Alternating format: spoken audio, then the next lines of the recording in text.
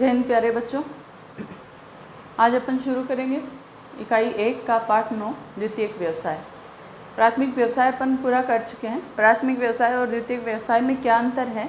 प्राथमिक व्यवसाय में प्रकृति प्रदत्त जो संसाधन हैं उनका उसी रूप में प्रयोग कर लिया जाता है, जबकि द्वितीयक व्यवसाय में प्रकृति प्रदत्त जो संसाधन हैं उनका रूप बदल के उनका उपयोग किया जाता है। तो द्वितीयक व्यवसाय की परिभाषा क्या हो जाएगी कि वे सभी क्रियाएं जिनमें प्रकृति प्रदत्त संसाधन, प्रकृति से प्राप्त जो संसाधन हैं उनको परिष्कृत यानी उनका सुधार करके, उनका रूप बदल के और जीवन यापन हेतु अधिक उपयोगी बनाया जाता है। जीवन यापन हेतु अधिक उपयोगी यानी उनको सुधार कर, उनका रूप बदल कर उनको अधिक उपयोगी बना लिया जाता है। जैसे प्रकृति से लकड़ी मिलती है, अब सोने के लिए उस लकड़ी पे तो नहीं सोया जा सकता, तो उस लकड़ी का रूप बदल के बेड बना लिया जाता है जो मनुष्य के जीवन यापन के लिए अधिक सुविधाजनक है।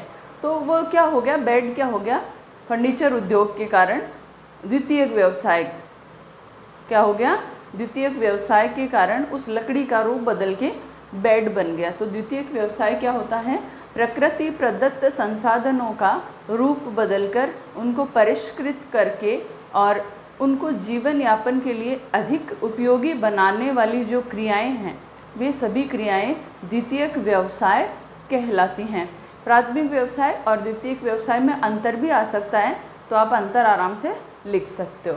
आगे अपन देखें तो द्वितीयक व्यवसाय के जो समूह बने हुए हैं, यानी कौन कौन से ऐसे उद्योग हैं जो द्वितीयक व्यवसाय के अंतर्गत आते हैं, तो ऐसे 10 समूह हैं जिसमें इंजीनियरिंग उद्योग, निर्माण उद्योग, इलेक्ट्रॉनिक उद्योग, रासायनिक उद्योग, शक्ति उद्योग, वस्त्र उद्योग, धातुकर्म उद्योग, प्लास्टिक उद्योग, परिवहन एवं संचार उद्योग और भोजन व पेय पदार्थ उद्योग को सम्मिलित किया गया है। इस तरह से ये 10 हैं वो द्वितीयक व्यवसायों के उदाहरण हैं। अब उसमें अपन विनिर्माण उद्योग देखें। विनिर्माण उद्योग में सभी उद्योग आ जाते हैं वैसे तो, जैसे लकड़ी से फर्नीचर बनाना है या कंदमूल फल से जैम वगैरह या अचार वगैरह बनाना है या कपास से वस्त्र बनाने हैं, तो ये सभी विनिर्माण उद्योग। या अपन देखें कच्चे माल से सीमेंट और सीमेंट से घर बनाना है, ये सारी चीज़ें किस में आती हैं, विनिर्माण उद्योग में। तो विनिर्माण उद्योग में अगर आप परिभाषा देना चाहें तो क्या होगा कि प्राथमिक उत्पादन से प्राप्त कच्ची सामग्री को शारीरिक अथवा यांत्रिक यानी श्रमिकों और मशीनों द्वारा किसी विशेष गुणधर्म वाली वस्तु में बदल देना। जैसे लोहा है तो लोहे से क्या बन गया, इस्पात। तो इस्पात के अपने विशिष्ट गुणधर्म होते हैं, तो लोहे को इस्पात में बदलना क्या हो गया, द्वितीयक व्यवसाय या विनिर्माण उद्योग हो गया। तो विनिर्माण उद्योग किसी देश में जितना अधिक होगा उस देश की आय उतनी ही अधिक होगी, वो देश उतना ही अधिक विकसित होगा। आगे एक मोस्ट इम्पॉर्टेंट टॉपिक है अपना, उद्योगों की अवस्थिति को प्रभावित करने वाले कारक, जो कि अपन पहले भी पढ़ चुके हैं और कई बार पूछा भी जा सकता है कि उद्योगों के स्थानीयकरण को प्रभावित करने वाले कारक या उद्योगों की अवस्थिति को प्रभावित करने वाले कारक, कोई 4 या कोई 5 या कोई 2, कितने भी पूछे जा सकते हैं। केवल कारक पूछे जा सकते हैं, कारकों का वर्णन भी पूछा जा सकता है 4 नंबर का अगर क्वेश्चन आता है तो पहला जो कारक है वो है कच्चा माल, यानी उद्योग वहाँ पे लगाए जाने चाहिए जहाँ पे उस उद्योग में प्रयुक्त होने वाले कच्चे माल का जो साधन है वो बिल्कुल उसके पास हो। जैसे लौह इस्पात उद्योग अगर अपन देखें तो लौह इस्पात उद्योग जो है वो अमेरिका या यूरोप में जो देश हैं, जो बहुत बड़े विकसित देश हैं, वहाँ पे जो कोयला क्षेत्र है जो कि मुख्य कच्चा माल है लौह इस्पात उद्योग के लिए, उसके पास में ज़्यादातर उद्योग जो है वो स्थापित किए गए हैं। ऐसा क्यों होता है? ऐसा इसलिए होता है क्योंकि कई उद्योगों में क्या होता है, कच्चा माल होता है वो भारी होता है और उसका मूल्य कम होता है, तो उसका जो अपन परिवहन करेंगे यानी दूर तक उसको अगर ले जाएंगे तो कोई फ़ायदे वाली बात रहती नहीं, यानी उस उद्योग में हमें हानि उठानी पड़ती है। इसलिए ऐसा किया जाता है कि ज़्यादातर जो उद्योग हैं वो उस उद्योग में प्रयुक्त होने वाले कच्चे माल के पास में ही लगाए जाते हैं। दूसरा इसमें कारक है शक्ति के साधन, यानी पर्याप्त शक्ति के साधन होने चाहिए उद्योग में।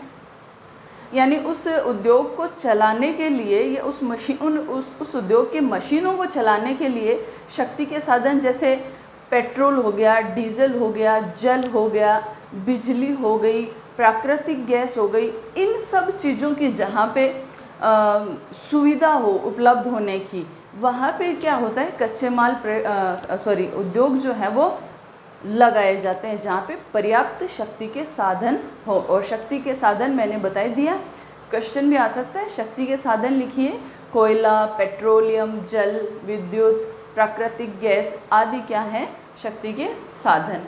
तीसरा जो है वो परिवहन एवं संचार के साधन।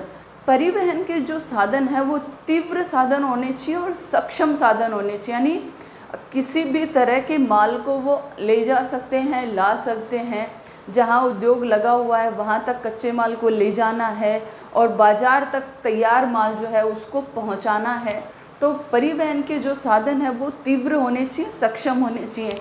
और जैसे खराब होने वाला जो माल है उद्योगों में तैयार है या साग सब्जियां हैं, तो उनके लिए बहुत ही तीव्र साधन होने चाहिए, बहुत ही तीव्र साधन होने चाहिए। और जहाँ परिवहन के साधन होंगे वहाँ पे उद्योगों की स्थिति काफ़ी अच्छी होगी। जैसे अपन देख सकते हैं उत्तरी अमेरिका और यूरोप के बीच में जो जल परिवहन साधन है, उत्तरी अटलांटिक महासागर का जो परिवहन मार्ग है वो व्यस्ततम है।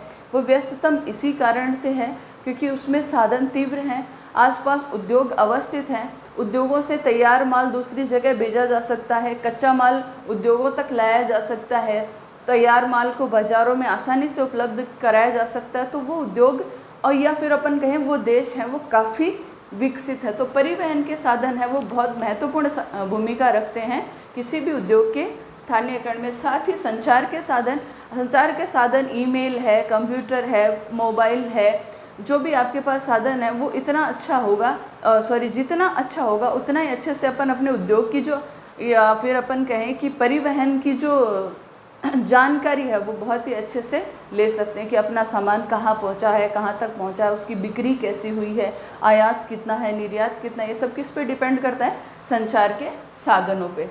आगे अपन देखिए बाजार। बाजार क्या होता है? बाजार होता है तैयार माल की जहाँ पे मांग होती है, किसी भी माल की जहाँ पे मांग होती है और वहाँ पे जो लोग होते हैं उनके पास पर्याप्त क्रय शक्ति यानी उस सामान को खरीदने के लिए पर्याप्त पूंजी होनी चाहिए, वो क्या कहलाता है? बाजार। तो बाजार जो है वो उद्योग के जितने समीप होंगे उतना ही उद्योग को फ़ायदा होगा। साथ ही बाजार में उस उद्योग में जो माल बन रहा है उस माल की जितनी अधिक मांग होगी और वहाँ पे जो लोग हैं उस माल को खरीदने के लिए जितनी उनके पास पूंजी होगी उतना ही अच्छा उस उद्योग का विकास होगा। तो बाज़ार की भी बहुत बड़ी भूमिका है। अगर बाज़ार नहीं होंगे तो माल चाहे कितना भी बनाते रहो, कहाँ बेचोगे उसको, और बेचेंगे नहीं तो लाभ नहीं होगा। कुशल श्रमिक, आजकल तकनीकी का विकास बहुत अधिक हो चुका है, यंत्र उपकरण काफ़ी सारे आ चुके हैं, फिर भी कई ऐसे उद्योग हैं जिनमें किनकी आवश्यकता पड़ती है? कुशल श्रमिकों की। फिर अगला जो मेन पॉइंट है वो पूंजी, बहुत इम्पॉर्टेंट है। पूंजी के बिना तो उद्योग की अपन कल्पना ही नहीं कर सकते। सबसे पहले उद्योग को लगाना है या अपन कहें कि सबसे पहले भूमि चाहिए, उसके लिए पूंजी चाहिए। फिर उद्योग को कारखाना उसका लगाना है, उसके लिए पूंजी चाहिए। उसका कच्चा माल खनन से निकालना है या जिस भी माध्यम से कच्चा माल प्राप्त करना, उसके लिए पूंजी चाहिए। कच्चे माल को तैयार माल में बदलना है, उसके लिए पूंजी चाहिए। फिर उसको बाज़ार तक पहुंचाना है, परिवहन के लिए पूंजी चाहिए। या मशीनें लगानी है कारखाने में, उसके लिए पूंजी चाहिए। श्रमिक काम कर रहे हैं, उनको वेतन देने के लिए पूंजी चाहिए। तो पूंजी है वो बहुत बड़ा फैक्टर है किसी भी उद्योग की अवस्थिति में, स्थानीयकरण में। फिर आगे जलापूर्ति। जलापूर्ति क्या है कि जल जो है वो बहुत बड़ा महत्वपूर्ण साधन है। एक तो जल जो है वो मशीनों में काम में आता है, मशीनों के गर्म जल हो गया उसको बाहर निकालना है, या मशीनें गर्म हो गई तो उसको ठंडा करना है, उसके लिए काम में आता है। साथ ही कई उद्योगों में जो कच्चा माल है उसके रूप में जल प्रयुक्त होता है। तो अपन जैसे देखें कि लौह इस्पात उद्योग ही देख लीजिए अब, तो भारत में जो लौह इस्पात उद्योग के जो केंद्र हैं या उद्योग हैं वो ज़्यादातर नदियों के किनारे बने हुए हैं। वो इसलिए बने हुए हैं ताकि नदियों से उनको जल की आपूर्ति है वो पूरी तरह मिलती रहती है, बाधित बिल्कुल नहीं होती। तो ज़्यादातर जो उद्योग हैं वो जल के समीप ही बनेंगे। साथ ही जल है वो विद्युत शक्ति में भी काम में आता है, बिजली बनाई जाती है जल से। आगे अपन देखें जलवायु। तो जलवायु जो है वो उद्योग के आसपास का जो क्षेत्र है उसकी जलवायु जितनी अच्छी होगी उतना ही अच्छा वो उद्योग चलेगा, क्योंकि श्रमिक एक तो स्वस्थ रहेंगे और काम जो है उद्योग में वो अच्छे से चलता रहेगा। जैसे कि फिल्म उद्योग ले लीजिए आप, तो मुंबई और कैलिफोर्निया जहाँ पे बहुत बड़ी फिल्म सिटीज़ हैं, वहाँ की जलवायु है वो उस उद्योग के लिए पूरी तरह उसके लिए परफेक्ट है बिल्कुल। तो इस तरह से जलवायु बहुत अधिक काम करती है। जैसे कपास है, तो कपास के लिए समुद्री नम जलवायु की आवश्यकता होती है। तो समुद्री क्षेत्रों के आसपास जो है वो कपास काफ़ी अधिक मात्रा में पैदा होता है। जैसे गुजरात है वो कपास का सबसे बड़ा उत्पादक है, तो वहाँ पे समुद्री जलवायु है। महाराष्ट्र है, तमिलनाडु है, इस तरह से जलवायु का भी बहुत बड़ा हाथ है उद्योगों की अवस्थिति में। उसके बाद में उच्च तकनीक बहुत ज़्यादा ज़रूरी है, क्योंकि आजकल क्या हो रहा है कि उद्योग है वो पर्यावरण को बहुत अधिक प्रदूषित कर रहे हैं। तो तकनीकी के माध्यम से ये पता लगाया जा सकता है कि किस उद्योग से पर्यावरण को कितनी हानि पहुंच रही है, या कौन सा उद्योग है वो कहाँ पे लगाया जाना चाहिए कि उद्योग को हानि ना पहुँचे। उसके बाद में सरकारी नीतियाँ भी उद्योगों के स्थानीयकरण में बहुत अधिक प्रभावी होती हैं। जैसे अगर सरकार आयकर में छूट देती है उद्योगों को स्थापित करने में, तो वहाँ पे उद्योग है वो काफ़ी अच्छे मात्रा में स्थापित हो सकते हैं। इन सब के अलावा अगर अपन अन्य कारक देखें तो सस्ती भूमि, उद्योगों को लगाने के लिए अगर भूमि सस्ती मिल रही है तो बहुत ही अच्छी बात है। राजनीतिक स्थिरता, राजनीतिक उथल पुथल नहीं हो, यह नहीं कि एक पार्टी आई उसने उस उद्योग को लाभ पहुंचाया, दूसरी पार्टी आई उस उद्योग को हानि पहुंच रही है, ऐसा नहीं होना चाहिए। तो राजनीतिक स्थिरता बहुत ज़्यादा ज़रूरी है। साथ ही बीमा सुविधाएं जो हैं वो अच्छी हों, कम ब्याज पे लोन मिलता हो। तो इस तरह से कई सारे कारक हैं जो उद्योगों की अवस्थिति को प्रभावित करते हैं, और ये काफ़ी इम्पॉर्टेंट टॉपिक है आपके एग्ज़ाम के पॉइंट ऑफ व्यू से। तो इसको आप अच्छे से तैयार कर लेना। मैंने टॉपिक लिखे हैं, बोल दिया, उसको आप नोट्स के माध्यम से बना लीजिए पूरा अच्छे से लिख के। हाँ तो बच्चों, अब अपन पढ़ेंगे जो विनिर्माण उद्योग हैं। विनिर्माण उद्योग जिनमें श्रमिकों और यंत्र मशीनों की सहायता से किसी भी प्रकृति प्रदत्त संसाधन का रूप बदलकर उसको अधिक जीवन उपयोगी बना लिया जाता है, वो जो विनिर्माण उद्योग हैं उन सभी के कुछ प्रकार हैं। वो प्रकार हैं तीन आधारों पे उनको प्रकारों में बांटा गया है। तो पहला जो आधार है वो है आकार के आधार पर, यानी वो जो उद्योग है उसका आकार कैसा है, छोटा है, मध्यम है या बड़ा है। उसके बाद में कच्चे माल के आधार पर उद्योगों को बांटा गया है, यानी जो उद्योग में जो कच्चा माल प्रयुक्त हो रहा है वो कृषि से प्राप्त हो रहा है, वनों से प्राप्त हो रहा है, खनन द्वारा प्राप्त हो रहा है। और जो तीसरा है वो होता है स्वामित्व के आधार पर, यानी जो उद्योग हैं उन पे जो स्वामित्व है वो किसका है, सरकार का है, निजी है, या सरकार और निजी दोनों का है। तो पर सबसे पहले पढ़ेंगे आकार के आधार पर।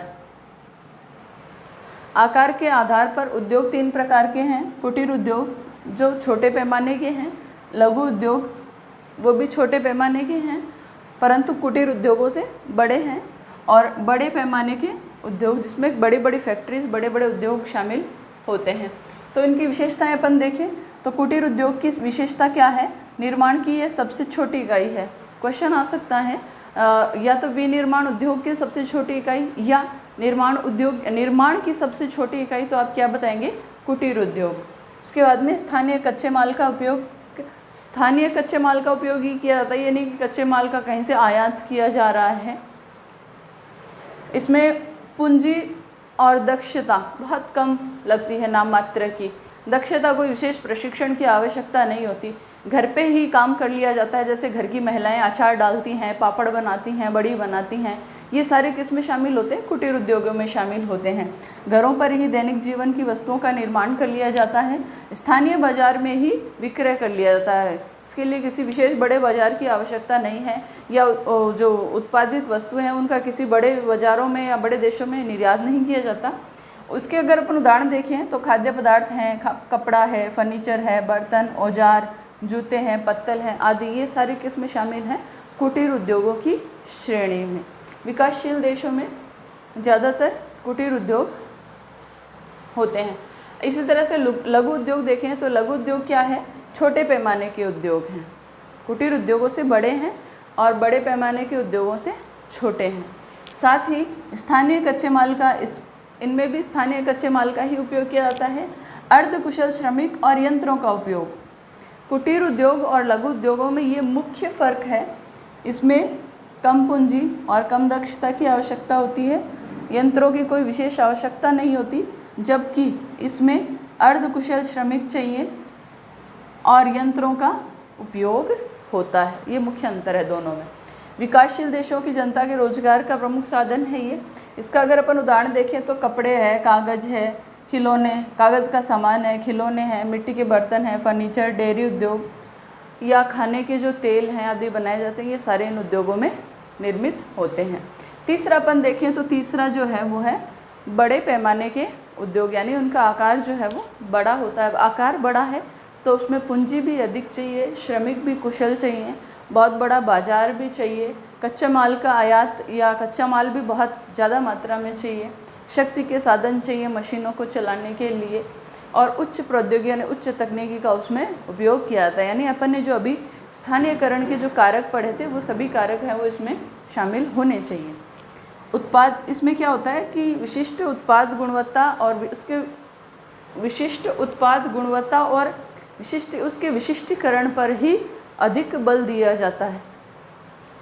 इसके अगर अपन उदाहरण देखें तो सीमेंट उद्योग है, सूती वस्त्र उद्योग है, पेट्रो रसायन उद्योग है, लौह इस्पात उद्योग है, यानी बहुत बड़े पैमाने के जो उद्योग हैं, बहुत बड़े बड़े विकसित देशों में जो उद्योग हैं वो क्या कहलाते हैं? बड़े पैमाने के उद्योग। तो ये अपन ने पढ़ लिया, आकार के आधार पर उद्योग है वो 3 प्रकार के होते हैं। आगे अपन पढ़ेंगे कि कच्चे माल प्राप्ति के आधार पर उद्योग कितने प्रकार के होते हैं या स्वामित्व के आधार पर उद्योग कितने प्रकार के होते हैं। फिर अपन आगे पढ़ेंगे विश्व में लौह इस्पात उद्योग है, सूती वस्त्र उद्योग है या जूट उद्योग है, वो अपन अगले वीडियोज़ में पढ़ेंगे। अगर आपको वीडियो अच्छा लगा कमेंट कीजिए, आप चाहते हैं कि हम और भी वीडियो बनाएं तो प्लीज़ कमेंट कीजिए और चैनल को सब्सक्राइब कीजिए।